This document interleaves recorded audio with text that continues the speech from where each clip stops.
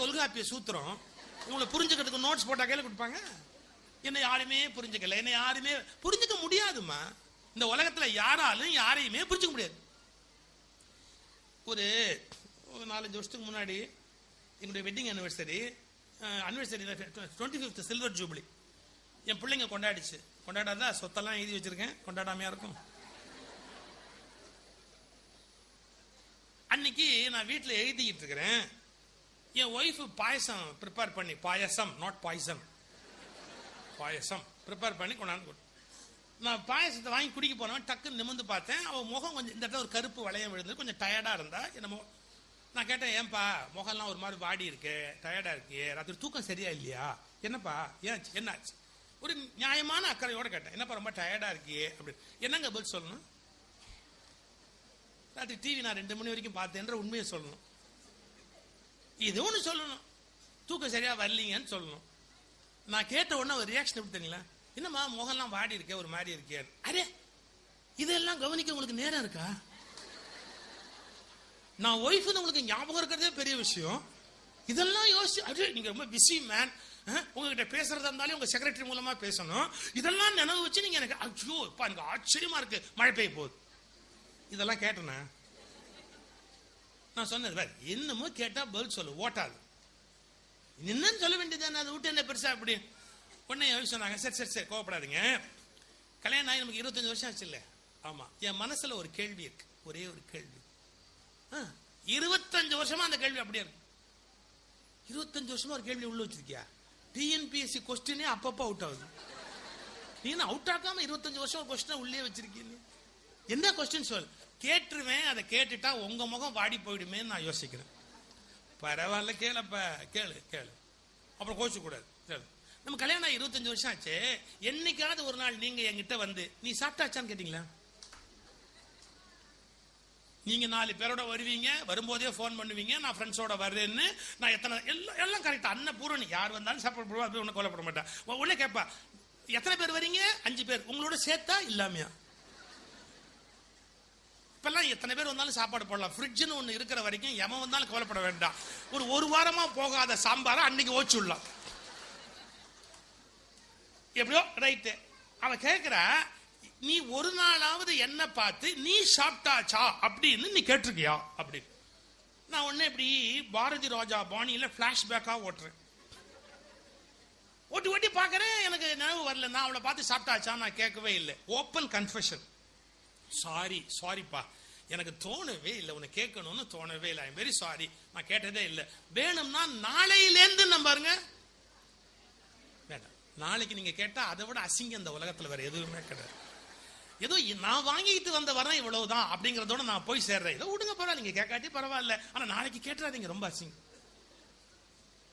எனக்கு தோணலப்பா, நீ என்ன நினைக்கிறேன்னு எனக்கு தோணல அப்படி. சார் பாருங்க, இப்படி போனா பாருங்க, ஒரு 10 அடி போனா டக்குன்னு ஒரு யூட்டர்ன் அடிச்சு திரும்பி வந்தோம். ஆண்கள் ஒரு விஷயம் தெரிஞ்சுக்கணும், ஒய்ஃப் இப்படி பேசிட்டு போயிட்டா நம்ம தப்பிச்சுட்டோம். ஒரு யூட்டர்ன் அடிச்சாங்கன்னு வச்சுங்க, நம்ம கதை இப்ப கந்தலா போகுதுன்னு. இந்த யூட்டர்ன் அடிச்சா அங்கிருந்து கெட்டக்க வந்தா. நான் பக்கத்துல உங்க கூட 25 வருஷம் வாழ்றேன், என் மனசுல என்ன இருக்குன்னு உங்களுக்கு தெரியல. ஆனா இந்த கம்பன் விழா மேடையில எல்லாம் போய் கம்பன் என்ன நினைக்கிறார் என்றால், திருவள்ளுவர் என்ன நினைக்கிறார் என்றால், செத்து போன பயலெல்லாம் சொல்லி என்ன அதெல்லாம் மணிக்கணக்கா பேச தெரியும். பக்கத்துல ஒரு பாவி உயிரோட இருக்கிற நான் என்ன நினைக்கிறேன்னு தெரியலையா? அப்படியே என் ப்ரொஃபஷனை ஒரு வினாடி போட்டு மீச்சுட்டேன். கேட்டுட்டு அவ பாட்டு போட்டு நான் சொன்னேன், இங்க வாங்க, நீ கேள்வி கேட்டு நீ பாட்டுக்கு போன என்ன அர்த்தம்? வாங்க இல்ல, என்ன கேட்டேன்? உங்களுக்கு பக்கத்துல இருக்கிற நான் தெரியல, யார் யாரோ என்ன நினைக்கிறான்னு பேச தெரியுதா? அடே, நீ என்ன முதல்ல என்ன கேள்வி கேட்டு தெரியுமா? நான் சாப்பிட்டாச்சான்னு நீ கேட்டியான்னு என்ன கேட்டேன். இப்ப பதில் சொல்லட்டுமா? சரியான பதில் சொல்லட்டுமா? சொல்லு. உன்னை பார்த்தா சாப்பிடாத ஆள் மாதிரி தெரியல. அவ சொன்னா, இதுக்கு தான் உங்ககிட்ட பேசக்கூடாது, ஏதாவது ஏடா கூடமா பேசுவீங்க, இதுக்கு மேல பேசினா வம்பு வரும், நான் போறேன். அவ பாட்டு புரட்டு போனா. ஆனா அவ போன உடனே நான் யோசிச்சேன், நிஜமாவே எனக்கு ஒரு இன்ட்யூஷன் உண்டு சார். யாராவது வந்தா இவன் ஏன் வரான், என்ன சொல்ல போறான், என்ன பேச போறான், ஒரு ஓட்டுவோம் சார், 90% கரெக்டா இருக்கும். ஆனா என்னாலேயே அவங்க பக்கத்துல இருக்கிறாங்க 25 வருஷமா இப்படி ஒரு வருத்தம் இருக்குன்னு தெரியாது. ஏன் தெரியுங்களா? இந்த உலகத்துல எவ்வளவு முயற்சி பண்ணினாலும் ஒரு மனிதரால் இன்னொரு மனிதரை முழுமையாக புரிந்து கொள்ளவே முடியாது. இப்ப நான் சொன்ன வார்த்தை கரெக்டா பாருங்க. கணவனும் மனைவியும் ஒருவரை ஒருவர் புரிந்து கொள்ள முடியாது என்பதை புரிந்து கொண்டு இல்லறத்தை வெற்றியாக நடத்த வேண்டும் என்பதான வாழ்க்கை. அதை விட்டு என்ன புரிஞ்சுக்கல வருத்தப்பட்டா வாழ்நாள் முழுக்க வருத்தப்பட வேண்டியதுதான். நான் சொல்ல பாருங்க, நான் எதிர்பார்த்தபடி என் மனைவி அமையவில்லை, நான் எதிர்பார்த்தபடி என் கணவன் அமையவில்லை, இது ஆர்குமெண்டே கிடையாது. எதிர்பார்த்ததே தவறு. எப்படி அமைந்ததோ அதை ஏற்றுக்கொண்டால் வாழ்க்கை இனிமையுடையதாக இருக்கும். Accept them as it is. Accept them. Don't expect. Accept.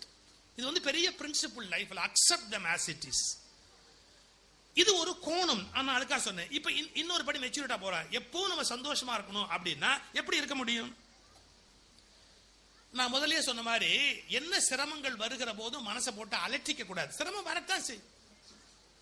ஒரு சம்பவம் நான் படிச்சது, எம்ஆர் ராதா எவ்வளவு பெரிய நல்ல கலைஞர்னு உங்களுக்கு தெரியும். ஆற்றல் வாய்ந்த நடிகர் எம்ஆர் ராதா. அவர் பர்சனாலிட்டி. எம்ஆர் ராதா மாதிரி இன்னொருத்தர் இதுக்கு முன்னையும் பிறக்க முடியாது, பின்னையும் பிறக்க முடியாது. எம்ஆர் ராதா ஒரு தனி பர்சனாலிட்டி. ஒவ்வொரு காலகட்டத்தில் ஒவ்வொரு மனுஷன் அது மாதிரி வருவான். எத்தனையோ பேர் சங்கீதம் பாடிடலாம், ஆனா எம்எஸ் மாதிரி இன்னொருத்தர் உருவாக முடியாது. அதே மாதிரி ராதா மாதிரி ஒரு நடிகன் வந்து இனிமே பறக்க முடியாது, தனி. எம்ஆர் ராதா, இது நடந்த சம்பவம் உங்களுக்கு தெரியும். இந்தியாவில் எமர்ஜென்சி டிக்ளேர் பண்ணாங்க. நெருக்கடி நிலைமை டிக்ளேர் பண்ணி இங்க இருக்கிற கவர்மெண்ட் டிஸ்மிஸ் பண்ணிட்டு என்ன பண்றாங்க, இங்க இருக்கிற சில பேர் அரெஸ்ட் பண்ணி கொண்டு போறாங்க. மெட்ராஸ்ல அந்த கடற்கரை சாலையில ஐஜி ஆபீஸ் இருக்குது. அந்த ஐஜி ஆபீஸுக்கு ராத்திரி ஒரு 12 மணி 1 மணிக்கு நிறைய பேர் அள்ளி கொண்டாந்து போட்டாங்க. பழைய மினிஸ்டர்ஸ் எல்லாம் இருக்காங்க உள்ள. எல்லாரும் நடுங்கிட்டு இருக்காங்க. நடுங்கினா வருத்தத்தோட. ஏன் தெரியுங்களா, எமர்ஜென்சில அரெஸ்ட் பண்ணா கோர்ட்டு கூட போக முடியாது. சார்ஜ் ஷீட்டே போட மாட்டான். என்னன்ற ஒரு குற்றப்பத்திரிகை கூட கொடுக்க மாட்டான். 1 வருஷம் உள்ள கேள்வியே கேட்க முடியாது. அப்படி ஒரு சட்டம் இருந்தது. தூக்கி கொண்டாந்து எல்லாம் உள்ள போட்டான். எல்லாரும் யோசிச்சுட்டே இருக்காங்க. எம்ஆர் ராதாவை பொண்ணு உள்ள வச்சான். ஐஜி ஆபீஸ்ல உட்கார்ந்து இருக்காரு எம்ஆர் ராதா. ஒன்னு அல்ட்ல, ஏன்டா எல்லாரும் உம்மன் இருக்கிறீங்க அப்படிங்கிறது. உம்மன் இருக்கிறீங்க அண்ணே, எவ்வளவு நாள் வைப்பாங்கன்னே தெரியாதுன்னு, என்ன ஆகுன்னே தெரியாதுன்னு அப்படின்ட்டு ஐஜி ஆபீஸ் அப்படி பாக்குறாரு. பழைய ஐஜி படம் எல்லாம் மாட்டிருக்கு. இவரு அப்படின்னாரு. அங்க இருந்து ஒருத்தர் சொன்னாரு, இவர் 5 வருஷம் ஐஜியா இருந்தாரு. இவரு இப்ப ஐஜியா இருக்காரு. திருவள்ளூர் படம் மாட்டிருக்கு. இவர் ரொம்ப வருஷம் ஐஜியா இருக்காரு. அந்த பாருங்க, அரெஸ்ட் பண்ணிருக்கான் மிட் நைட்ல. சிரிச்சிட்டு சொல்றாரு, ரொம்ப வருஷம் ஐஜியா இருக்காரு. இதெல்லாம் முடிஞ்சதுக்கு அப்புறமா அவர் ஒய்ஃப் கேள்விப்பட்டு ஒரு அம்மா படியாடுறாங்க. அங்கே வந்து வருத்தமா சொல்றாங்க, மாமா உங்களை உள்ள வச்சு விட்டாங்க மாமா, நீங்க எழுதி கொடுத்தா விட்டுருவாங்களாம் மாமா, நான் இனிமே அப்படி செய்ய மாட்டேன்னு எழுதி கொடுத்துட்டு ஜெயில விட்டு வா மாமா, எழுதி கொடு மாமா அப்படின்னு கேட்கிறாரு. என்ன எழுதி கொடுக்க சொல்ற, என்ன எழுதி கொடுக்க சொல்ற? நான் என்ன தப்புன்னு எனக்கு தெரியாது. ராத்திரி வீட்டுல தூங்கிட்டு இருந்தேன். ஏன்னா கொண்டாந்துட்டான். இனிமே செய்ய மாட்டேன்னு எழுதி கொடுத்தா எப்படி எழுதி கொடுக்குறேன்? இனிமே வீட்டில் தூங்க மாட்டேன். அடுத்த வார்த்தை தான் இன்னும் டாப். இனிமேல் வீட்டில் தூங்க மாட்டேன் அப்படி எழுதி கொடுக்கட்டுமா? எனக்கும் சௌரியமா இருக்கும் சார். அந்த நேரத்தில் அவ்வளவு பேரும் கஷ்டப்பட்டு இருக்கிற போது அந்த மனுஷனால சிரிக்க முடியுதுன்னா என்ன அர்த்தம்? இப்ப சொல்லட்டுமா, சந்தோஷமான சந்தர்ப்பங்கள் வந்தால் சிரிப்பேன் என்று நிபந்தனை விதிக்காதீர்கள். சிரிப்பது என் பிறப்புரிமை, அதில் கஷ்டங்களும் வந்து போகும் என்று அப்படி பார்க்க ஆரம்பிச்சீங்கன்னா லைஃப்ல வந்து எப்பவும் சந்தோஷமா இருக்கலாம். ஒரு மழை மேகம் வந்துட்டு போற மாதிரி கஷ்டம்னு ஒண்ணு வரும், வந்துட்டு அது பாட்டு பேசாம போயிட்டே போகுது, இதுவும் கடந்து போகும் அப்படிங்கிற உணர்வோட கஷ்டங்களை பெருசுபடுத்திக் கொள்ளக்கூடாது. இதே மாதிரி ஒவ்வொரு விஷயத்தையும் நீங்க ஆழமா ஆராய்ச்சி பண்ணிக்கிட்டே போனீங்கன்னா இன்னொரு மிக கடுமையான ஒரு செய்தி இருக்கு. என்ன தெரியுங்களா? ஏன் பல பேர் துக்கப்படுறாங்க அப்படிங்கிறதுக்கு நான் இன்னொரு ஆழமான ஒரு ரகசியத்தை சொல்றேன். பல மனிதர்களுக்கு, நான் சொல்ற வார்த்தை கொஞ்சம் விரசமா இருக்கும், பொறுத்துக்கங்க, அதுக்கு அர்த்தம் வேற. பல மனிதர்களுக்கு துக்கத்தோடு ஒரு கள்ளக்காதல் இருக்கிறது. நான் கொடுக்கிற ஸ்டேட்மெண்ட் வந்து ஒரு அழுத்தமான ஸ்டேட்மெண்ட். பல மனிதர்களுக்கு துக்கத்தோடு ஒரு கள்ளக்காதல் இருக்கிறது. அதை ஏன் கள்ளக்காதல் சொல்றேன்? அது வெளிப்படுவதை விரும்புவதில்லை, ஆனால் அது நீடிக்கிறது. எப்படி துக்கத்தோட ஒரு கள்ளக்காதல்? இதை தள்ளி வச்சிருங்க, நான் கொடுத்த ஸ்டேட்மெண்ட் இப்ப ஜஸ்டிஃபை பண்றேன். ஒரு சின்ன குழந்தை, ஒரு 8 வயசு ஒரு பொம்பளை பிள்ளை அவங்க அம்மாட்ட கேக்குது. என்ன கேட்டு தெரியுங்களா? அம்மா எனக்கு எப்பம்மா ஜுரம் வரும்? அந்த அம்மா கேட்ட, எதுக்கு ஜுரம் வரும்னா? இன்னும் வளர்ற, நல்லா தானே இருக்கிற? இல்லம்மா சொல்லுமா, எனக்கு எப்பம்மா ஜுரம் வரும்? ஏன் உனக்கு எதுக்கு ஜுரம் வரணும்? அப்படி ஜுரம் வந்தா தானமா நீ பக்கத்துல உட்காந்து ஊட்டி விடுற, அப்பதானமா நீ பக்கத்துல போட்டு தட்டி கொடுத்து தூங்க வைக்கிற. இது நம்முடைய வாழ்க்கை பிரச்சனை. நமக்கு நிறைய வேலை இருக்கிறதால குழந்தைக்கு உடம்பு சரியில்லைன்னா மட்டும்தான் நம்ம கூடுதலா அன்பு செலுத்த தயாரா இருக்கிறோம். அவங்க ஹெல்த்தியா இருந்தா நம்ம எதையுமே செய்ய தயாராகவே இல்லை. அப்ப அந்த குழந்தை மனசுல என்ன டெவலப் ஆகும் தெரியுமா? நமக்கு நோய் வந்தால் நல்லது, அப்போதுதான் தாயால் நாம் கண்காணிக்கப்படுவோம், கவனிக்கப்படுவோம், நேசிக்கப்படுவோம். இப்ப இதை புரிஞ்சுக்கிட்டா நான் சொல்ற வார்த்தை தெரியும். நம் எல்லோருக்கும் துக்கத்தோடு ஒரு கள்ளக்காதல் இருக்கிறது. ஆண்களுக்கே கேட்கிறேனே, ஒய்ஃபுக்கு உடம்பு சரியில்லைன்னா நம்ம கொஞ்சம் அட்டென்ஷன் காட்டுவோம். ஒய்ஃப் சரியா உடம்பு சரியா இருந்தா கவனிப்போமா? நம்ம புறப்படுற போது தள்ள ஒரு துண்டு கட்டான்னு வச்சுக்கோ, என்ன பண்ணுது? தலைவலினா மாத்திரை போடுறியா? மாத்திரையும் போட்டுட்டேங்க, ராத்திரி கூட மாத்திரையை போட்டேன், கேட்கவே இல்லை. டாக்டர் போய் பாரு. போனோம், இப்படி இருக்காத, வேணும்னா சொல்லு, ஆபீஸ் நான் லீவ் போட்டு கூட வரேன், அப்புறம் ஏதாவது ஆயிட போகுது சொன்னா கேளு. நான் ஆபீஸுக்கு போய் பர்மிஷன் போட்டு வந்துடுறேன், நான் உன்னை கூட்டிட்டு போறேன், டாக்டர் வீட்டுக்கு போலாமா? அவ யோசிக்கிறா, 3 நாளா மூஞ்சியை பார்த்து பேசாத ஆளு, நீங்க ஏன் இப்படி? எந்த ஹஸ்பண்டும் சண்டை போடுவான், கோவப்படுவான். உடம்பு சரியில்லைன்னா, ஐயோ நீங்க உடம்பு சரியில்லை, டாக்டர் விட்டு கூட்டிட்டு போகணும் அப்படின்ட்டு, சரி வா, நீ ஒண்ணு சமைக்க வேணாம், நீ ஒண்ணு கஷ்டப்பட வேணாம், நான் சாயங்காலம் வரும்போதே ஏதாவது டிஃபன் வாங்கிட்டு வந்துடுறேன், நீ ஒண்ணு அடுப்பத்து வைக்காத, சிரமப்படாத, நிக்க முடியல, முதுகெலும்பு வலிக்குதுன்னு சொன்னல, நீ ஒண்ணு சிரமப்பட வேணாம். எவ்வளவு அன்பு காட்டுறான் தெரியுங்களா? ஒரு பெண் பாக்குறா, நம்ம நல்லா இருந்தா இந்த மனுஷன் திரும்பியே பார்க்க மாட்டேங்கிறான், இருக்கிறியா செத்தியான்னு கூட கேட்க மாட்டேங்கிறான். ஆனா உடம்பு சரியில்லைன்னா இம்மீடியட்டா அட்டென்ஷன். இதுக்கு சைக்காலஜி என்ன சொல்றோம்? Attention seeking. மற்றவங்க அட்டென்ஷனை நம்ம இழுத்துக்கணும் அப்படின்னு பாக்குறோம். இந்த உலகத்துல உடம்பு சரியில்லாத போதுதான் நம்ம எல்லாருக்கும் அட்டென்ஷன் கிடைக்குது. எனவே மனிதர்கள் துக்கமாக இருந்தால் நாம் கவனிக்கப்படுவோம் என்பதற்காகவே துக்கத்தோடு ஒரு கள்ளக்காதல் வைத்திருக்கிறார்கள். இது ரொம்ப ஆழமான சைக்காலஜி. அதுக்கு எப்படி தெரியுமா நீங்க மாற்ற முடியும்? என்ன ஒரு பயலும் கவனிக்க வேண்டிய அவசியம் இல்லைன்ற தாட் வரும். மற்றவங்க கவனிச்சு என்ன போகுது எனக்கு? மற்றவங்க என்ன கவனிச்சாதான் நான் பெரிய மனுஷன், நான் கவனிக்காட்ட நான் பெரிய மனுஷன் இல்லையா? அது ஒரு சின்ன குழந்தைத்தனமான எண்ணம். என்ன எல்லாரும் கொஞ்சணும், என்ன எல்லாரும் கவனிக்கணும், என்ன எல்லாரும் என்னன்னு கேட்கணும். அந்த தாட்ல இருந்து வெளியே வந்துடணும். அவசியம் இல்லை எனக்கு. மெச்சூரிட்டி அது வந்துட்டா நம்ம துன்பப்படாம இருக்கலாம். நான் எப்போதும் சந்தோஷங்கிறத வெறும் ஜோக் சொல்ல விரும்பல, ஒரு ஆழமான பிலாசபி. நாம் துக்கத்தில் இருந்தால் பிறரால் கவனிக்கப்படுவதால் துக்கத்தை எப்படியாவது கொண்டு வந்து விடுகிறோம். நாம் கவனிக்கப்பட வேண்டியது இல்லை என்று தீர்மானித்து விட்டால் துக்கத்திலிருந்து வெளியில் வந்து விட முடியும். இது ஒரு கோணம். நான் இப்ப இன்னொன்னு சொல்ல போறேன். என்னன்னு கேட்டீங்கன்னா, இந்த விஷயம் எனக்கு இடைஞ்சல். இப்படி சொல்ல பாருங்களேன், ஒரு சம்பவம் உங்களுக்கு துக்கத்தையோ மகிழ்ச்சியோ தர முடியாது. அப்படின்னு சொல்லட்டுமா? இன்சிடென்ட், வாழ்க்கை நிகழ்ச்சிகளால் ஆனது, சம்பவங்களால் ஆனது. எந்த சம்பவமும் மகிழ்ச்சியோ துக்கமோ தந்துவிட முடியாது. எது தரும்? அந்த சம்பவத்தை பற்றிய உங்கள் அபிப்பிராயம் தான் இன்ப துன்பத்தை உங்களுக்கு உண்டு பண்ண முடியும். சோ நீங்க இன்பமா இருக்கணும்னா உங்க அபிப்பிராயங்களை மாத்தணும். Change your opinions, then you can change your life. எப்படி சார் புரிஞ்சுக்கிறது? என்னுடைய கேள்விக்கு என்ன, சுகிசிவம் கேள்வி பதில்கள் புத்தகத்தில் இது நான் எழுதியிருக்கேன். எங்க கிராமத்துல சார் 2 பேர் வீடு கட்டினாங்க. ஒண்ணு பெரிய வசதியானவங்கன்னு சொல்ல முடியாது, மண்ணுல சுவர் வச்சு பனங்கட்டை மேல போட்டு, களிக்கட்டை ஓடு அது மேல போட்டு வீடு கட்டுறாங்க. ரொம்ப ஏழைங்க. ஒரே ஒரு பெரிய இது, நடுவில் ஒரு பக்கம் ஓரத்தில் அடுப்பு கிடுப்பு, அது மாதிரி ஒரு வீடு கட்டுறாங்க. அவங்க வசதிக்கு 2 பேரும் ஏழை ஆச்சுங்களா. இப்ப இல்ல, ரொம்ப வருஷம் முன்னாடி. இவங்க வீடு கட்டும் போது என்ன நடந்து போச்சு? ஒரு பெரிய மழை வந்துருச்சு. அவங்க பிப்ரவரி மாசம், தை மாசம், பிப்ரவரி மாசம் ஏதோ ஒரு தேதி குறிச்சிருக்காங்க. அந்த வீட்டுக்கு குடி போறதுக்காக ஒரு நாள் பார்த்து வச்சிருக்காங்க. அடிச்சுது பாருங்க ஒரு மழை. மழையில 2 வீடுமே கரைஞ்சிருச்சு, இடிஞ்சு போச்சு. சுத்தமா அந்த வீடு இடிஞ்சு போச்சு. அப்ப 2 பேரும் ஊர்ல இல்லைங்க, அவங்க வேற எங்கேயோ போயிருக்கிறாங்க. ஊருக்கு வந்த உடனே எங்க கிராமத்துல ஒருத்தன் என்ன பண்ணா, ஒருத்தனை வழி மறிச்சு அவன் பஸ்ல இறங்கி வந்துட்டு இருக்கிறான். தெரியுமா, உன் வீடு மழையில கரைஞ்சு போச்சு, உன் வீடு இடிஞ்சு போச்சு அப்படின்னு. You won't believe. அப்படின்னா போயிட்டான் சார். ஏன்னா அவன் ரொம்ப கஷ்டப்பட்டு அந்த வீட்டை கட்டுறான். இது போயிருச்சு, இந்த வீடு இடிஞ்சு போச்சு அப்படிங்கறத அவன் சீரியஸா எடுத்துட்டான் பாருங்க. அவனால அந்த துக்கத்தை தாங்க முடியல, போயிட்டான். இது நடந்தது சார். இத சொன்னவன் எவ்வளவு மோசமான ஆள் பாருங்க. இன்னும் ஒரு 2 மணி நேரம் கழிச்சு அடுத்தவன் பஸ்ல வந்து இறங்குறான். அவங்ககிட்ட சொல்ல போறான். அவங்ககிட்ட இப்ப சொன்னான், சார் உன் வீடு இடிஞ்சு போச்சு. அவன் அப்படி பார்த்துட்டு, அப்படியா அப்படியா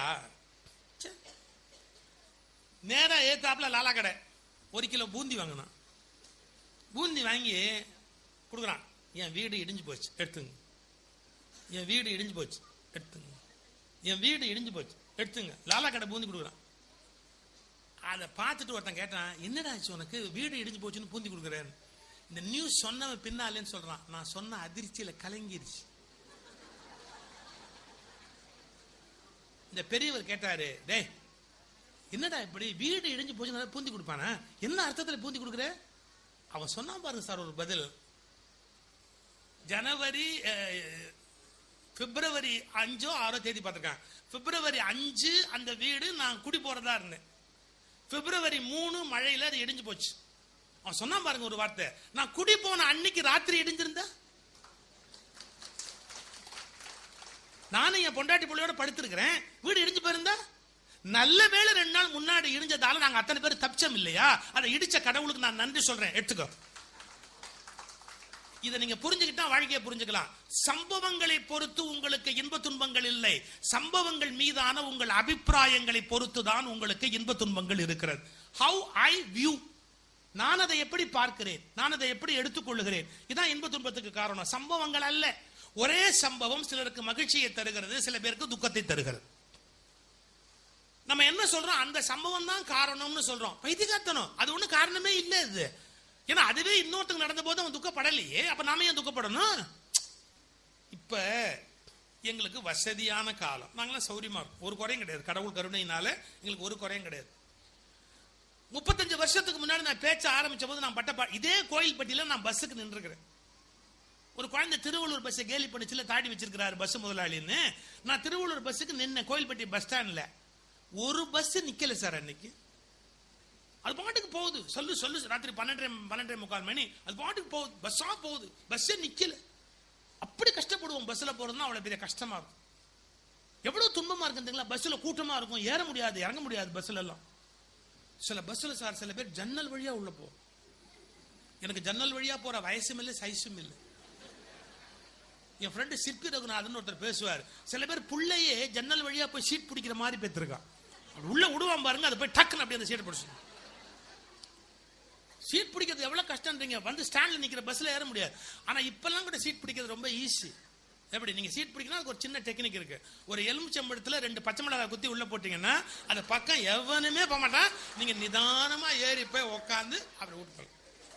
இல்லை இப்ப தெரிஞ்சது பிரயோஜனம் இல்லை. பஸ்ல போற அதிர்ஷ்டம், காரு பிளைட்டு சௌக்கியமா போ. நான் எதுக்கு சொல்ல வரேன், ஒரு காலத்துல அவ்வளவு கஷ்டம் எங்களுக்கு வாழ்க்கையில், சிரமம். கோயம்புத்தூர்ல நான் குடியிருக்கிறேன். கோயம்புத்தூர்ல இருந்து ஊட்டியில எனக்கு பேச்சு, அதனால கோயம்புத்தூர்ல இருந்து பஸ்ல புறப்படுறேன். சார் நான் பஸ்ஸுக்கு போய் ஊட்டி பஸ்ல ஏற போறேன், எல்லா சீட்டும் ஃபில்லப் ஆயிருக்கு. லாஸ்ட் ரோல தான் சீட்டு காலியா, கடைசி ரோ. இந்த கடைசி ரோல பஸ்ல உட்காந்து போறது எவ்வளவு கஷ்டம் தெரியுங்களா? ரோடு மேடு பள்ளமா இருக்கும், தூக்கி போடும், அப்படியே மேலோகத்துக்கும் பூலோகத்துக்கும் போயிட்டு வரலாம். என்னால் அது முடியாது, முதுகு வலிக்கும். நான் உடனே என்ன பண்ணேன், சிச்சி இதுல நம்மளால பயணம் பண்ண முடியாதுப்பா, இந்த சீட்டு நரகம் அப்படின்னு நான் இறங்க போனேன். சார் ஃப்ரண்ட் சீட்ல இருந்து ஒருத்தர் என்ன பார்த்துட்டு, சார் நீங்க சுகிசிவன் தானே அப்படின்னாரு. இப்போ வந்து நான் பாப்புலர், அப்ப அவ்வளவு கிடையாது. எப்படி கண்டுபிடிச்சா மனுஷன், சுகிசிவன் தானே. ஆமா வாங்க சார், நீங்க என்ன என் சீட்ல உட்காருங்க சார், ஃப்ரண்ட்ல உட்காருங்க சார். நான் அடுத்த பஸ்ல வரேன், இறங்கிட்டான். அவன் ஒருவேளை ஏன் அதே பஸ்ல வரலன்னா எனக்கு சேர்த்து டிக்கெட் எடுக்க வேண்டி இருக்கும்னு கவலை. ஏன்னா பேச்சாளன் சொந்த செலவுல போக மாட்டான். இல்ல நான் பேசிக்கிட்டே வருவேன்னு பயந்தானான்னு தெரியல, அவன் விட்டுட்டான். அந்த பஸ் விட்டு அவன் இறங்கிட்டான். பஸ் கிளம்புது சார். பஸ் கிளம்பும் போது எனக்கு ஒரு கியூரியாசிட்டி என்ன தெரியுங்களா, நான் வேணான்னு சொன்ன பார்த்தீங்களா லாஸ்ட் சீட்டு, அது இன்னும் காலியா இருக்காங்கிறதுக்காக திரும்பி பார்க்கிறேன். Sir unimaginable. அப்பதான் ஒரு husband and wife later newly married கடற்கடன்னு ஓடியாந்தாங்க, ஏறி உட்காந்துட்டாங்க. Newly married. நீங்க யோசிக்கிறீங்க, நியூலி மேரிட்னு உனக்கு என்ன ஜோசியம் தெரியுமா? நல்லாவே ஒரு மேரேஜ் ஆன ஹஸ்பண்ட் ஒய்ஃப் ஜோடியா, இன்னும் மேரேஜே ஆகலையா அப்படிலாம் கூட எப்படி தெரியுங்களா? பொண்ணு முன்னாடி போய் பையன் பின்னாடி போனா இன்னும் மேரேஜ் ஆகலன்னு அர்த்தம். பொண்ணு முன்னாடி போய் பையன் பின்னாடி போனா இன்னும் மேரேஜ் ஆகல, ஃபாலோ பண்றான்னு அர்த்தம். பாருங்க, 2 பேரும் நெருக்கமா காத்து கூட நுழைய முடியாத அளவு போனா நியூலி மேரிட்னு அர்த்தம். நீ வந்தா வெரைட்டி போன அவன் பாட்டுக்கு முன்னாடி போனானா கல்யாணம் ஆகி 2-3 வருஷம் ஆகி போச்சு. இன்னும் எத்தனை வருஷம் ஆச்சுன்னு தெரிஞ்சுக்கணுமா? நான் PhD பண்ணியிருக்கேன். எத்தனை வருஷங்கிறத நான் கரெக்டா சொல்லுவேன். எப்படி புருஷனுக்கு பொண்டாட்டிக்கு எத்தனை அடி இடைவெளி இருக்கோ அத்தனை வருஷம் கல்யாணம் ஆகி போச்சுன்னு. 3 அடி 3 வருஷம், 4 அடி 4 வருஷம் ஒரு கணக்கு இருக்கு. இது நியூலி மேரிட் வந்து உட்காந்து நான் நினைச்சேன், ஐயோ லாஸ்ட் சீட்டு அது நரகம், தூக்கி போடும், கஷ்டமாச்சு அப்படின்னு நினைச்சா பாருங்களேன். இந்த ஊட்டிக்கு போகும்போது ஹேர்பின் பெண்டுன்னு இப்படி வளையும், டக்கு டக்குன்னு இப்படி வளையும். நான் அதுக்கு பயந்துதான் நான் உட்கார மாட்டேன்னு. அதுல பார்த்தா அவங்க 2 பேருக்கும் அது ஒண்ணும் நரகமாவே தெரியல. இப்ப நீங்க யோசிக்கிறீங்க, ஏன் பார்த்த? எனக்கு தெரியாது அவங்கள பத்தி என்ன. நான் ஏன் பார்த்தேன்? உங்களுக்கு எல்லாம் சொல்ல வேண்டி இருக்கும் தான் பார்த்தனே ஒழிய, இல்லைன்னா அதையெல்லாம் பார்க்கிற அளவுக்கு நான் என்ன சாதாரணமான ஆளா? சார் அது திரும்பும் போது சார், ஐயோ அவங்க 2 பேருக்கும் என்ன மகிழ்ச்சி தெரியுங்களா? அவங்களுக்கு ஒரு நரகமாவே தெரியல சார். அவங்க சோ ஹாப்பி. ஊட்டியில போய் பஸ் நின்னுச்சு சார். அந்த புது மாப்பிள்ள சார் அந்த சீட்டை தொட்டு கும்பிட்டு சொர்க்கம். நல்ல கவனிங்க, எதை நான் நரகம் என்றேனோ அதை அவன் சொர்க்கம் என்கிறான். நான் எதை நரகம்னு சொன்னனோ அதை அவன் சொர்க்கம்ங்கிறான். நான் அன்னைக்கு தான் அவனுக்கு கண்டுபிடிச்சேன், ஒரு பஸ்ஸின் கடைசி சீட்டில் சொர்க்கமோ நரகமோ இருக்க முடியாது. ஒரு பஸ்ஸின் கடைசி சீட்டில் சொர்க்கமோ நரகமோ இருக்க முடியாது. நம்மூர் பஸ்களில் கடைசி சீட் இருந்தாலேயே பெரிய விஷயம். கடைசி சீட்ல என்ன இருக்க முடியும்? கடைசி சீட்டு தான் இருக்க முடியும்.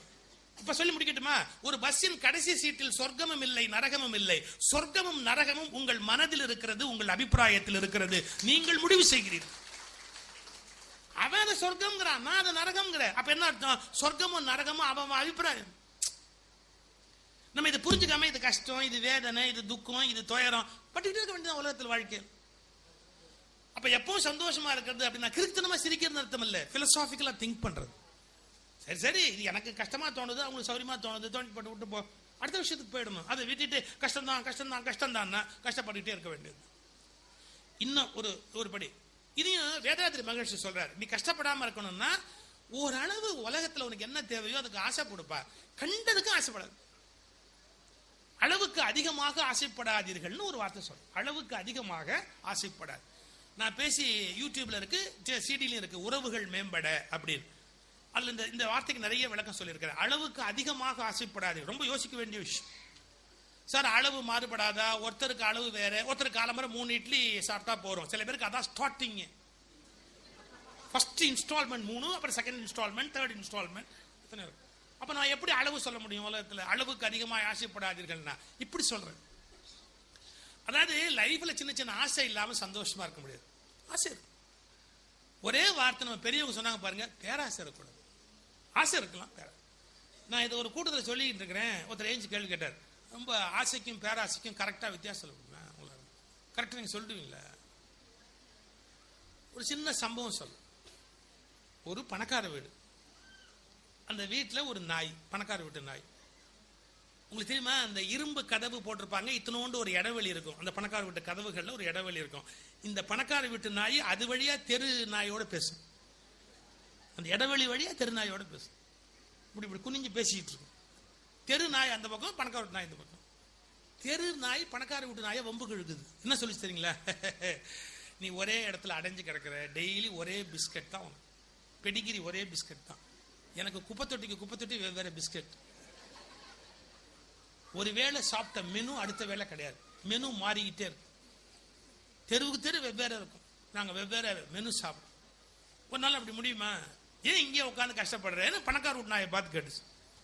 அதுக்கு அந்த நாய் சொல்லிச்சு, நான் வந்துருவேன், உன் பின்னாடியே கூட வந்துருவேன், ஆனா இந்த வீட்டில் ஒரு ப்ராப்ளம், அதனால தான் நான் இந்த வீட்டில் இருக்கேன். உனக்கு என்ன ப்ராப்ளம்? இல்லை, இந்த வீட்டு பொண்ணு கல்யாணம் ஆகல, கல்யாணம் ஆகலன்னு உங்க அப்பா ஜாதகத்தை எடுத்து பார்த்து ஜோசியர்கிட்ட கொடுத்து கல்யாணத்தை பத்தி பேச ஆரம்பிச்சாரு. அந்த ஜாதகத்தை பார்த்துட்டு ஜோசியர் சொன்னாரு, சார் 7ஆம் வீட்ல இருந்து ராகு பாக்குறான் சார். 7 தான் கலஸ்திரஸ்தானம், லக்னத்துக்கு 7ஆம் இடம் கலஸ்திரஸ்தானம். அதனால அந்த 7ஆம் இடத்தை பார்த்தா அது ஒரு கஷ்டம் இருக்கு. ராகு பாக்குறான் சார், 7ஆம் வீட்டை பாக்குறான் சார். இப்ப ராகு இருக்க பாக்குறதுனால சார் பொண்ணுக்கு கல்யாணம் ஆகுறது கஷ்டம் சார், கொஞ்சம் லேட் ஆகும். ராகு பாக்குறான். இந்த பொண்ணு சும்மா இருக்கப்படாதா? ராகு பார்க்கல, எதிர் வீட்ல இருந்து ரகு பாக்குறான். சீக்கிரமா கல்யாணம் ஆகும்னா. ஏன் நானும் பாக்குறேன். இந்த அப்பாவுக்கு கோவம் வந்துச்சு. என்ன நினைச்சிட்டு இருக்கிற நம்ம என்ன அவன் என்ன அவன் எப்படி ஆச்சு பூச்சுன்னு கத்துறாரு அவரு. இந்த பொண்ணு சொன்னா, அப்பா கண்ணா கட்டிக்கிட்டா அவனை தான் கட்டிக்குவேன், நான் கட்ட வேற யாரையும் கட்ட மாட்டேன், நீ யாரை வேணா பார்த்து நான் கட்ட மாட்டேன். உங்க அப்பா கோவம் வந்து பெல்ட்டை கட்டிட்டாரு அடிக்கிறது. ரொம்ப கோவத்துல உங்க அப்பா ஒரு வார்த்தை சொல்றாரு, தெருநாய் கேடு இதெல்லாம் என்கிட்ட சொல்லிக்கிட்டு இருக்கிற இரு. கோவத்துல பெல்ட்டை கட்டி அந்த அப்பா ஒரு வார்த்தை சொன்னார், இந்த நாய்க்கு உன்னை கட்டி வச்சாலும் கட்டி வைப்பேன், ரகுவுக்கு கட்டி வைக்க மாட்டேன். சொல்லிட்டு இந்த நாய் சொல்லிச்சு, பொண்ணு ரொம்ப அழகா இருக்கும். இப்ப புரிஞ்சு போச்சா ஆசை எது பேராசை எதுன்னு. பொண்ணு ரகுவை கல்யாணம் பண்ணிக்கிறேன்னு சொன்னது ஆசை, இந்த நாய் இந்த பொண்ணை கல்யாணம் பண்ணிக்கிறேன்னு சொல்லிச்சே பேராசை. சோ நம்ம எல்லை என்ன நம்ம கண்டுபிடிச்சிட்டோம்னு வச்சுங்க, நம்ம எல்லை என்ன அப்படின்னு கண்டுபிடிச்சிட்டா எப்போதும் சந்தோஷம் தான். நீங்க எல்லை மீறும் போது தானே கஷ்டப்படுறீங்க, நம்ம எல்லையை தாண்டி போகும்போது தான் நம்ம அடி வாங்குறோம். நம்ம எல்லை என்ன ரைட், நம்ம வாழ்க்கையில் இதெல்லாம் பண்ண பிரச்சனை இல்லை, சௌக்கியமா இருக்கலாம், கண்டுபிடிக்கணும். நான் இதை விட ஆழமான ஒரு விஷயம் சொல்லி கொடுத்துட்டு போறேன். நம்ம எல்லாருமே இறந்த காலத்துல லாக் ஆயிருக்கிறோம். நான் ரொம்ப கஷ்டமான விஷயத்தை சுலபமா சொல்ல ட்ரை பண்றேன். நம்ம எல்லாருமே ஒரு ஜெயில இருக்கிறோம், எல்லாமே கடந்த காலத்துல லாக் ஆயிருக்கிறோம். இப்படி சொல்லட்டுமா, இறந்த காலத்திலிருந்து உங்களால் விடுதலை பெற முடியும் என்றால் துன்பத்திலிருந்து விடுதலை அடைய முடியும். இறந்த காலம் நம்மளை பிடிச்சி வச்சிருக்க. அப்படியே நம்ம எல்லாம் பாஸ்ட்ல இருந்தா பேசுவோம். சார் அவர் வந்து உங்களை பார்க்க அவன் ஒரு சுத்த அயோக்கிய பயலாச்சே, ஏன் 5 வருஷத்துக்கு முன்னாடி உங்களை ஏமாத்திருக்கான், கரெக்டா? அவன் சொன்ன டயத்துக்கு வரமாட்டானே, அவன் 5 வருஷத்துக்கு முன்னாடி லேட்டா வந்திருக்கிறான். நம்ம எது திங்க் பண்ணாலும் பாஸ்ட்ல இருந்தா திங்க் பண்ண தெரியும் நமக்கு. அந்த ஜாதியா அது அப்படித்தான் பாஸ்ட். நீங்க யோசிச்சு பாருங்களேன், அந்த ஊர்க்காரனா அப்படித்தான் இருப்பான். இப்ப எந்த ஊர்லயும் எந்த ஊர்க்காரன் உட்கார்ந்துருக்கான். நம்ம என்ன நினைக்கிறோம், ஒரு 50 வருஷத்துக்கு முன்னாடி சொன்ன விஷயத்தை லாக் பண்ணி வச்சிருக்கோம் மைண்டுக்குள்ள. we are living in the past, we are living with the past. இறந்த காலத்தோட டோட்டலா லாக் ஆயிருக்கிறோம். நான் சொல்றேன், அந்த ஒரு பிலாசபியை கண்டுபிடிங்க. இறந்த காலத்திலிருந்து யாரால் வெளியில் வர முடிகிறதோ அவர்கள் எப்போதும் சந்தோஷமாக இருக்கலாம், துக்கத்தில் இருக்க வேண்டிய கட்டாயம் கிடையாது. இன்னைக்கு ஏற்பட்டிருக்க ஜாதி தகராறு, நல்ல ஓப்பனா சொல்றேன், ஜாதி தகராறு, மத தகராறு, கட்சி தகராறு, குடும்ப தகராறு எல்லாம் என்ன வெண்டக்கா வாழுதான். பாஸ்ட் பாஸ்ட்ல மைண்ட் போய் லாக் ஆயிருக்கு. இல்ல இனிமே அவர் குடிக்க மாட்டேன் அப்படின்னு சொல்ல, எனக்கு தெரியாதாக்கும், ஒரு யோகியத்தை தெரியாதாக்கும், எத்தனை தடவை அப்படி ஏமாத்திருக்காரு. பாஸ்ட். நம்ம ஃபியூச்சருக்கு போக தயாராகவே இல்லை. வாட் நெக்ஸ்ட் யோசிக்கிறதே இல்லை. பாஸ்ட்ல இருந்தா ஜட்ஜ்மெண்ட் எல்லாமே. இந்த ஒரு விஷயத்தை விளங்கிட்டா போதும் சார், நம்ம எல்லாருமே நம்ம எப்படி பாஸ்ட்ல லாக் ஆயிருக்கோம் தெரியும். 2 துறவிகள், ஒரு கதை சொல்றேன். 2 துறவிகள்,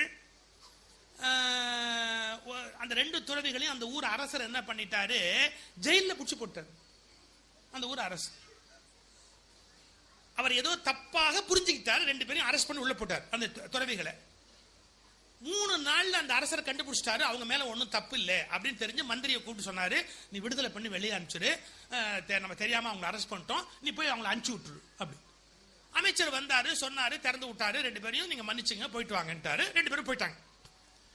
ஒரு வாரம் கழிச்சு அந்த 2 சாமியாரும் ஆத்துல குளிச்சுக்கிட்டு இருந்தாங்க. ஆத்துல குளிச்சுக்கிட்டு இருக்கும் போது ஒரு சாமியாரை பார்த்து இன்னொரு சாமியார் சொன்னாரு, என்ன இருந்தாலும் அந்த ராஜா, அந்த அரசர் அப்படி நம்மள பண்ணிருக்க கூடாது, ஜெயில போட்டுற கூடாது, அந்த அரசர் நம்மள ஜெயில போட்டுற கூடாது. அடுத்த துறவி என்ன சொன்னார் தெரியுங்களா, என்ன இருந்தாலும் அந்த அரசர் நம்மள ஜெயில போட்டுக்க கூடாது. அடுத்த துறவி கேட்டார், நீ இன்னும் ரிலீஸ் ஆகலையான்னு. நீ இன்னும் ரிலீஸ் ஆகலையா சார்? பூட்டை திறப்பது மட்டும் விடுதலை அல்ல, சிறையில் இருந்தோம் என்ற எண்ணம் உண்மையில் உங்களை சிறையிலேயே வைத்திருக்கும். அதை விட்டு வெளியே வரணும். எப்பவும் பாஸ்ட்ல போய் மாட்டிக்கிட்டோம்னா அதே நினைச்சுக்கிட்டு சார். சில பேர் சார் யார்கிட்டயா பேச சொன்னா, உனக்கு தெரியுமா நான் 40 வருஷத்துக்கு முன்னாடி சோத்துக்கு இல்லாம பிச்சை எடுத்தேன் தெரியுமா, நான் பிச்சைக்காரனா இருந்தேன், அப்ப எனக்கு ஒண்ணுமே, இதுதான் யாருக்குமே தெரியாது இல்ல, பேசாம விட்டு போக வேண்டியது. அந்த விட்டு 40 வருஷம் நான் சோத்து தெரியாம பிச்சை எடுத்தேன் தெரியுமா, உனக்கு தெருவா போய் பிச்சை எடுத்தேன் தெரியுமா, ஒண்ணுமே எனக்கு கிடைக்காது தெரியுமா, இதெல்லாம் கேட்டாங்களே. இவனுக்கு 8000 கோடி வந்தாலும் சார் அவன் பிச்சைக்காரனாவே இருப்பானே ஒழிய அவன் ஒரு நாள் கூட பணக்காரங்க மாட்டான். இன்னைக்குதான் வசதியா இருக்கிறல்ல, வசதியா இருக்கிறத பத்தி நினைச்சு பேச சந்தோஷமா போயிட்டு போய் அதெல்லாம் இல்ல. நான் இன்னைக்கு குழந்தைங்க நீங்க பேச ஆரம்பிச்சீங்கன்னா, நான்லாம் ஒரு அப்பா stop, don't speak about your past, please stop this. அவங்க கரெக்டா சொல்றாங்க. ஏன் பாஸ்ட்ல இருந்தா துக்கத்துல இருந்துகிட்டே இருக்க வேண்டியதுதான். ஃபியூச்சருக்கு வா. இன்னைக்கு எப்படி இருக்கு, இன்னைக்கு எப்படி இருக்கு யோசிச்சு வெளியே. இது சாதாரண விஷயம் அல்ல. நீங்க பாஸ்ட்ல லாக்கா இருக்கிறதால தான் இன்னைக்கு ஜாதி தகராறு, மத தகராறு, நாட்டு தகராறு, இன தகராறு எல்லாம் பாஸ்ட் பாஸ்ட் பாஸ்ட் பாஸ்ட். நான் இன்னும் அதிகமான லெவலுக்கு மேல டிராவல் பண்ண விரும்புறேன். நீங்க ஒத்துழைச்சா பண்ணலாம். நாம சஃபர் பண்றதுக்கு காரணமே எது தெரியுங்களா? நமக்குள்ள ஒரு பகுதி இருக்கு, அதுக்கு என்ன பேர் தெரியுங்களா? சப்கான்சியஸ் மைண்ட்னு பேரு. அதுல என்ன இருக்கு நம்ம யாருக்குமே தெரியாது. நமக்குள்ள என்னென்ன இருக்குங்கிறதே நமக்கு தெரியாது. அந்த சப்கான்சியஸ் மைண்ட்ங்கிறது வேற ஒண்ணும் இல்ல, பாஸ்டோட குப்பை தொட்டி. பாஸ்டோட குப்பை தொட்டி. நீங்க கர்ப்பத்துல, அம்மா கர்ப்பத்துல இருந்தப்ப நடந்தது, நீங்க வெளியில குழந்தையா இருந்தப்ப நடந்தது, என்னென்ன நடந்ததோ எல்லாத்தையும் வாங்கி வாங்கி வாங்கி வாங்கி வாங்கி வாங்கி உள்ள போட்டிருக்கோம். அது அதுல இருந்தே எல்லாத்தையும் எழுப்பிக்கிட்டே இருக்கும். அந்த சப்கான்சியஸ் மைண்டை விட்டு வெளியே வர முடியாம வாழ்க்கையில கஷ்டப்படுறவங்க எவ்வளவு பேர். இப்போ ஒண்ணு சொல்லட்டுமா? இப்ப 2 பேர் சண்டை போடுறாங்கன்னு வச்சுங்க, ரொம்ப கடுமையான கோபத்துல இவர் பேசுறாருன்னு சொன்னா நல்ல தெரிஞ்சுக்கங்க, இப்போது நடந்த சம்பவத்தால் அவர் கோபப்படவில்லை. அவர் எப்போதோ கோபத்தில் இருந்தார். அந்த கோபம் வெளியில் வருவதற்கு அப்போது வாய்ப்பு இல்லை. இப்போது கதவு திறந்து கொண்டதால் கோபப்படுகிறார். இந்த கோபம் இந்த சம்பவத்துக்கு உரியது அல்ல. சப்கான்சியஸ் மைண்ட்ல ஸ்டோர் ஆயிருக்காது, இப்ப வெளியே வருது. அவ்வளவு. இப்படி சொல்லட்டுமா? உண்மையான ஜீவன் முக்தின்னு பேசுறான் பாருங்க. முக்தி என்பது பிறரை ஜெயிப்பது அல்ல, உன்னுடைய சப்கான்சியஸ் மைண்டை ஜெயிக்கிறது தான் உண்மையான முக்தி. அது படுத்துற பாடு இருக்கு, கொஞ்சம் நஞ்சம் கிடையாது. நான் கொஞ்சம் சைக்காலஜி விரும்பி படிச்சேன். சைக்காட்ரிஸ்ட் டாக்டர்ஸோட எனக்கு நட்பு. உட்கார்ந்து மணிக்கணக்கா பேசும். நிறைய ரகசியங்கள் என்னன்னா, சப்கான்சியஸ் மைண்டை கிராஸ் பண்ணி வெளியே வர்றது அவ்வளவு ஈஸி. அது என்னென்ன பாடுபடுத்து நினைக்கிறீங்க? அது உள்ளே நிறைய சொல்லிக்கிட்டே இருக்கும். அது பாட்டுக்கு நீங்க ஏஞ்சி உட்கார மாட்டே, அது ஏஞ்சி உட்காரு, நிறைய சொல்லிக்கிட்டே இருக்கும். அது பாட்டு அதுல இருந்து வெளியே வர்றது அவ்வளவு சாதாரணமான விஷயம் இல்லை. என்னமோ ஹஸ்பண்டுக்கும் ஒய்ஃபுக்கும் லேசா ஒரு சண்டைன்னு வச்சுங்களேன், ஹஸ்பண்ட் கொஞ்சம் எல்லை மீறி ஒரு வார்த்தையை விட்டுட்டாருன்னு வச்சுங்களேன், இது வரைக்கும் அவர் அப்படி சொன்னதில்லை வச்சுங்களேன், உங்க அப்பனுக்கு அறிவு கிடையாது, என்னத்தையும் சொல்லிட்டாரு வச்சுங்க, ஒரு ஸ்லிப்ல ஏதோ சொல்லிட்டார் ரொம்ப கோபமா. லேடிஸ் அஃபண்ட் பண்ணனா ஒரே வழி அவங்கள திட்டுறது இல்லை, உங்க அப்பாவை திட்டுறது தான். இது உலகத்திலே ஒரு நேச்சுரல் லா. இது என்னமோ சொல்லிட்டாரு வச்சுங்க, ஏதோ சரக்கம் குத்திட்டாரு, நீங்க கோவப்பட்டீங்க. என்ன கோவப்பட்டீங்க? என்ன மனுஷன் இப்படி பேசுறாரு, நம்ம இவ்வளவு இருந்து என்ன பிரயோஜனம், இவர் நம்பிக்கை உட்கார்ந்து பேசுறாரு நினைச்சிட்டீங்க. நீங்க என்ன பண்ணுவீங்க? ரொம்ப எதிர்த்து சண்டை கண்ட போட்டு பிரச்சனையை பெருசாக்காம சால்வ் பண்ணா ஒண்ணு பண்ணுவீங்க. என்ன? பேசவே மாட்டீங்க, எல்லாம் செய்வீங்க, ஒரு ஒத்துழையாமை போராட்டம் நடத்துவீங்க. நீங்க அது ஒரு தனி டெக்னிக். அது காஃபியை கொண்டாந்து வைக்கும் போதே அப்படியே நங்குன்னு வைப்பீங்க. அது குடிக்கிறத விட தற்கொலை பண்ணிக்கலாம்னு அவனுக்கு தோணும். தலையாண்டி எடுத்துட்டு வந்து அப்படி தொப்புன்னு தூக்கி அப்படி போடுவீங்க. போகும்போது கதவை சாத்திட்டு போகும்போது எது என்ன அப்படின்னா, நான் என்ன பேசிட்டேன்னா, அதாவது பேசினா இது பேசவே வேணாம், எல்லாம் ஒரு வன்முறை போராட்டமா இருக்கும். ஆனா ரொம்ப அமைதியா. நான் ஒரு வார்த்தை சொல்றேன், சைக்காலஜில ஆச்சரியமான விஷயம். ஒரு ஆண் கோவம் வந்தா கை நீட்டி பொண்ணு அடிச்சுடுவான். தப்பு தான், அடிக்கக்கூடாது, யாருமே யாரையும் அடிக்கக்கூடாது. கோவம் பட்டு அடிச்சுடுவான். இதை பத்திரிகை எல்லாம் பெருசுப்படுத்துறான். என்ன தெரியுங்களா? ஒரு ஆண் பெண்ணின் உடம்பு மீது காட்டுகிற வன்முறையை பத்திரிகை மீடியா பெருசாக்குது. ஆனா எத்தனையோ பெண்கள் ஆணுடைய மனதின் மீது காட்டுகிற வன்முறை இருக்கு பாருங்க, அது ரொம்ப கொடுமையா இருக்கு. அது புரிஞ்சுக்க முடியாத ஒரு பகுதி இருக்கு. அதாவது வாயாலும் சொல்ல மாட்டாங்க, ஆனா கழுத்தா இருப்பாங்க. காலையில இருந்து ராத்திரி வரைக்கும் வீட்டுல இருக்கவே முடியாது. அது ஒரு தனி ஆச்சரியம். காந்தியடிகள் கூட இந்த போராட்டம் தெரிஞ்சு வச்சுக்கல, இவங்க வித்தியாசமா போராடுவாங்க. சாம்பார் கேட்டா ரசம் வைப்பாங்க. இன்னைக்கு ஏன் ரசம் வச்சேன், ஏன் சாம்பார் சாப்பிட மாட்டேன்னு, இது என்ன பதில் சொல்ல முடியும்? அப்ப எனக்கு சாப்பாடு வேணாம், அப்ப வேற எவ கையில சாப்பிடலான்னு இருக்கேன். ஸ்ட்ரெயிட்டா பேச மாட்டாங்க, வேற ஏதோ ஒன்று பேசுவாங்க. பெரிய பிரச்சனையா இருக்கும். நான் 2 சைடையும் எடுத்தான் பேசுறேன். ஆணோட தவறையும் சொல்றேன், பொண்ணோட தவறையும் சேர்த்தான் சொல்லிட்டு போறேன். இப்ப நான் சொன்ன பகுதி என்ன சொல்லிட்டு இருந்தேன்? என்னமோ ஏடா கூடமா சொல்லிட்டான். நீங்க என்ன முடிவு பண்ணிட்டீங்க? ஜென்ட்லா ஒரு முடிவு எடுத்துட்டீங்க, இனிமே இவரோட பேசக்கூடாது. பேசல. ஒரு 3 நாள் இந்த மௌன யுத்தம் வீட்டில் நடக்குது. 3 நாள் கழிச்சு ஆம்பளைக்கு அறிவு வந்துடும். நாம அன்னைக்கு பேசியிருக்க கூடாது, நாம தப்பு பண்ணிட்டோம், நம்ம பேசுனது தப்பு, கண்டிப்பா அப்படி பேசியிருக்க கூடாது. எல்லாருக்கும் ஒரு ரியலைசிங் பாயிண்ட் உண்டு இல்ல, வந்துருச்சு. இப்போ ஒண்ணு ஆம்பளை சமாதான உடன்படிக்கை தயாரிப்பான். என்ன பேசுவான் தெரியுங்களா? இங்கேருந்து வந்து என்ன அன்னைக்கு பேசுனதே இன்னும் மனசுல வச்சிருக்கேன், நான் என்னைக்காவது அப்படி பேசியிருக்கேன், நான் என்னைக்காவது அப்படி பேசியிருக்கேன், நான் எவ்வளவு என்னை பத்தி அப்படி நினைக்கிறேன், நான் அப்படி பேசுவேன், அப்படி என்னமோ அன்னைக்கு ஒரு கோவம் தெரியாம அப்படி சொல்லிட்டேன், நான் சொல்லுவேன் இல்லாட்டி அது ஏதோ கோவத்துல வந்து பேசுமா, அது பெருசா எடுத்துக்காது சொல்றாங்களா இல்லையா? அது ஏதோ கோவத்துல வந்து பெருசா எடுத்துக்காது. உங்களுக்கு நான் இப்ப ரகசியம் சொல்லிட்டு போறேன், அதுதான் உண்மை. இப்ப பேசுறது பொய். ஏதோ நான் கோயில்பட்டிக்கு வந்த வேலை முடிஞ்சு போச்சு. யாருமே சார் இந்த கோவத்துல கண்ணாப்புன்னு பேசுறான் பாருங்க, அதான் உண்மை. ஏன் தெரியுங்களா? ஆழ் மனதில் தான் உங்கள் உண்மை தங்கி இருக்கிறது, மேல் மனதில் உங்களுடைய சாமர்த்தியம் தங்கி இருக்கிறது. அது உங்க சாமர்த்தியம், மேனிபுலேட் பண்ணிட்டு இருக்கீங்க நீங்க. ஆனா ஆழ் மனதை மேனிபுலேட் பண்ண முடியாது. நான் இன்னொன்னு சொல்லி கொடுத்துட்டு போறேன். ஆக்ஷன் ரியாக்ஷன் ரெண்டு இருக்கு. ஆக்ஷன்ங்கிறது மேல் மனசோடது, ஆனா ரியாக்ஷன் கீழ் ஆழ் மனசோடது. உங்க ரியாக்ஷன் இருக்கு, அதுல ஏமாத்தவே முடியாது. ரியாக்ஷன் நீங்க எப்படி ஏமாத்துவீங்க? ஆக்ஷன்ல ஏமாத்திடலாம், ரியாக்ஷன்ல ஏமாத்த முடியாது. சோ how you react அப்படிங்கிறது ரொம்ப முக்கியம். இப்ப நான் என்ன சொல்ல வரேன், ஆழ்மனதை வெல்லுவதுதான் உண்மையிலேயே வெற்றி. மற்ற வெற்றி எல்லாம் ஒண்ணுமே சாதாரணமான விஷயம். நம்முடைய ஆழ்மனம் என்பது இறந்த காலத்தினுடைய தொகுப்பு, அது பாஸ்ட், அதனுடைய தொகுப்பு. உங்களை நீங்களே இன்ட்ரோஸ்பெக்ஷன், நீங்களே உங்களை ஆராய்ச்சி பண்ணிக்கிட்டே போய் நான் ஏன் இப்படி பண்றேன், நான் ஏன் இந்த காரியத்தை பண்றேன் அப்படின்னு உங்களை நீங்களே ஆராய்ச்சி பண்ணிக்கிட்டே போனா உங்க கோபத்தை வெல்றதோ உங்களுடைய தவறான ஒரு போக்க வெல்றதோ படிப்படியாக நடக்கும்.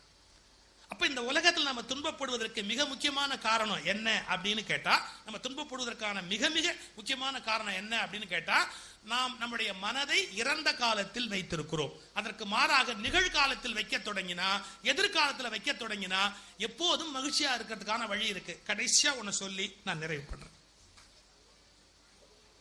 எல்லாத்தையும் கரெக்டா பிளான் பண்ணா கூட கொஞ்சம் தப்பு நடக்காது. we plan a lot, சிஸ்டமேட்டிக்கா எல்லாம் ஒர்க் பண்ணுவோம். Even after that we have to face some failures. இல்லைங்களா? எல்லாம் பிளான் பண்ணா கூட ஃபெயிலியர் ஆகாதா? ஆகும். இதை யார் ஈஸியா எடுத்துக்கிறானோ அவன் தான் சந்தோஷமா. ஒரு அருமையான முல்லா கதை. முல்லா கழுதையில போயிட்டு இருக்காரு. அரபு நாட்டுல கதையில எல்லாம் அவங்க கழுதை வளர்ப்பாங்க. கழுதைய புள்ள மாதிரி வளர்ப்பாங்க. நம்ம ஊர்ல பல பேர் புள்ளைய, நான் ஏதாவது சொன்னா புள்ளைய கடவுள் மாதிரி வளர்ப்பாங்கன்னு சொல்ல வந்தேன்னா, நீங்க ஏன் அவசரப்படுறீங்க? இப்படி புள்ளைய அந்த கழுதையில ஒரு முறை முல்லா உட்கார்ந்து போறாருங்க, ஃபாஸ்டா போறாரு. கடை வீதி வழியா போன உடனே கடையில் இருக்கிறவங்க கேட்டா, எங்க போறீங்க, அவசரமா போறீங்களா, எங்க போறீங்க, அவசரம், என்ன அவசரம், என்ன அவசரம்? அவர் பதிலே சொல்ல போயிட்டார். எல்லாருக்கும் ரொம்ப மன வருத்தம். நம்ம இவ்வளவு கேள்வி கேட்டு இருந்தாலும் பதில் சொல்ல மாட்டேங்குது, ரொம்ப கோபம் எல்லாரும். இதுவும் ஒரு விஷயம் தெரிஞ்சுக்கணுங்க. நம்ம சில பேரை விசாரிப்போம், பதில் சொல்லாட்டி அதுக்காக வருத்தப்படுறத. சில பேர் சொல்லுவாங்க, நான் பேசுறேன், அவன் குட் மார்னிங் சொல்லாம போயிட்டான், குட் மார்னிங் சொல்லாம அது அவன் கை முடிஞ்சா வஸ்தாம போறான். நம்ம கௌரவம் என்ன அவன் கையிலயா இருக்கு? நம்ம கையில தான் நம்ம கௌரவம் இருக்க ஒழிய அவன் கையிலேயே நம்ம கௌரவம் இருக்கு. எனக்கு குட் மார்னிங் சொல்லல, குட் மார்னிங் சொல்லல, இதெல்லாம் பல பேர் வருத்தப்படுவான். இந்த முல்லா போயிட்டு மறுநாள் கழுதையை விட்டுட்டு நடந்து வந்தார் சார். இவர் கழுதையை விட்டு நடந்து வரும்போது கடைக்காரன் பிடிச்சிக்கிட்டா, நேத்திக்கு கழுதையில போனேன், நாங்க எங்க போற, அவசரமா போறியான்னு கேட்டோம், பதில் சொன்னே, நீ பேசாம போற, அவ்வளவு திமிரா உனக்கு? அவர் ஒரு பதில் சொன்னார், யாரு வேகமா போனா, யாரு வேகமா போனா, நீ தான். கரெக்டா சொன்ன, கழுதை இல்லை, கழுதை தான் வேகமா. அதை கேட்கறதுக்கு ஒரு பயலுக்கு துப்பு இல்லை. இல்ல என்கிட்ட வந்து கேக்குறீங்க, நான் வேகமா போன, கழுதை வேகமா போச்சு, அது ஒரு பய கூட கேட்கல, ஆளு கேட்கலாம. நீங்க யாராவது கேட்டீங்களா? என்ன பேசுற, உன் கழுதை வேகமா போனா அது ஏன் வேகமா போகணும்னு உனக்கு தெரியாதா? அது எங்க போகுதுன்னு உனக்கு தெரியாதா? உங்களுக்கு எல்லாம் என் கழுதையை பத்தி தெரியாது. ஏன் இது வரைக்கும் நான் சொன்ன இடத்துக்கு அது போனதே கிடையாது. கிழக்க போனா மேற்க போகும், வடக்க போனா தெற்க போகும், ஸ்பீடா போனா மெதுவா போகும், மெதுவா போனா ஸ்பீடா போகும். அது நான் சொல்ற எதையுமே அது புரிஞ்சுக்கிட்டதே இல்லை. ஆனா நான் புரிஞ்சுக்கிட்டேன் என்ன, அது கழுத அப்படித்தான் பண்ணும், அது கழுத அப்படி எப்படி அது புரியும், அப்படிதான் பண்ணும்.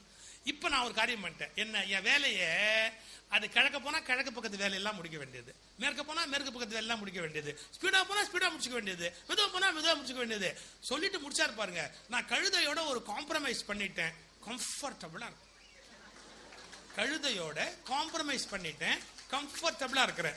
நாமளும் இந்த உலகத்துல கம்ஃபர்டபுளா இருக்கணும்னா பல கழுதைங்களோட காம்ப்ரமைஸ் பண்ணிக்கிறத தவிர ஒன்னும் வடிகிறது. அதனால எப்பவும் சந்தோஷமா இருக்க வேண்டியது நம்முடைய கடமை. அந்த கடமையை வெறும் சொற்பொழிவா மட்டும் கேட்டு போகாம இறந்த காலத்திலிருந்து வெளியே வந்து நாம நிபந்தனைகள் இன்றி வாழ்க்கையை சந்திச்சு எந்த நேரத்திலையும் நம்முடைய சங்கடங்கள்ங்கிறது வரத்தான் செய்யும் அப்படிங்கிறதையும் ஏற்றுக்கொண்டு இந்த உலகத்துல மகிழ்ச்சியாக வாழ்வதற்கு கடவுள் இந்த வாழ்க்கையை கொடுத்தார் அப்படிங்கறத புரிந்து கொண்டு இந்த கணம் முதல் மகிழ்வோடு வாழ்க. எல்லா நன்மைகளும் உண்டாகட்டும். நன்றி.